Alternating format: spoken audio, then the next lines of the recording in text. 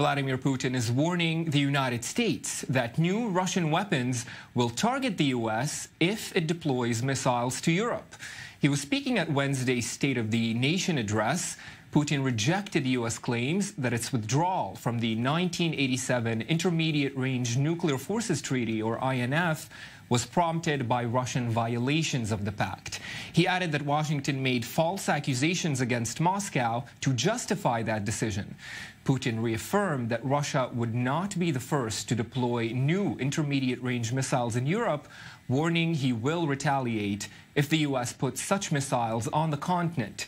He warned that Moscow could field new weapons that would target U.S. decision-making centers. With me in studio now, our senior international affairs correspondent, Owen Alterman. And Owen, quite a dramatic rhetoric coming there from Russia towards the United States. And Trump usually is not the kind of leader who would respond well to such an obvious threat. Well, Eamon, you used the word dramatic, and there's no question that Vladimir Putin is playing his role in the play. Again, when the United States pulled out of the Intermediate Range Nuclear Forces Treaty, as you mentioned, what were people in Europe worried about? Something like this, about Russia potentially escalating and the tensions rising between the United States and Russia. Of course, in this case, what Vladimir Putin has done is, in a sense, not retaliate against Europe, but say he's actually going to target the United States homeland. So again, him ratcheting up the tensions that way. In one sense, Eamon, this may very well be about domestic politics in Russia. Vladimir Putin, certainly not a democratically elected leader through truly free and fair elections, but still cares about public opinion back home. And he's tried to make a name for himself by ratcheting up tensions between Russia and the West and being seen as standing up for Russia's good name, for Russia's honor, and for Russia's lost pride.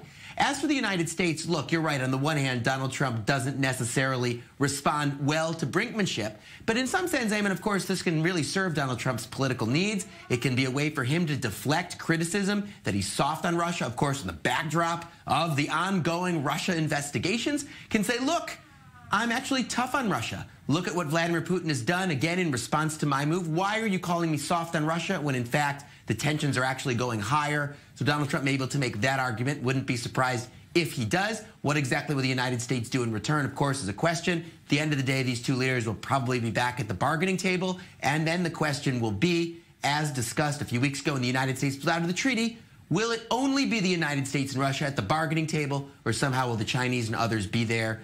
Again, the world's becoming more complicated.